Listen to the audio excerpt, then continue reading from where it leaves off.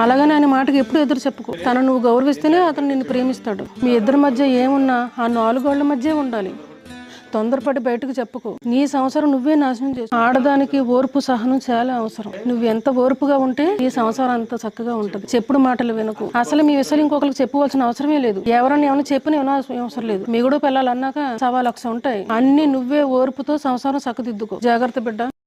సరే అత్తయ్య.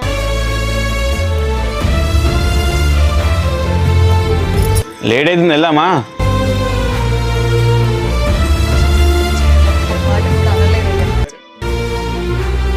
బావా, మా చెల్లి చిన్నపిల్ల బావా. ఏమైనా తప్పు చేస్తే పెద్ద మనసు చేసుకొని క్షమించు బావా. ఏందిరా బాబు చిన్నపిల్ల లెక్క ఏడుపు? నాకు ఆడపిల్ల ఉందిరా, నాకు హక్కు ఉందిరా. నువ్వేం బాధపడ మాకు. కళ్ళలో కూడా ఏడిపించింది దాన్ని, ఓకేనా? కంటికి రెప్పలా కాపాడుకుంటా.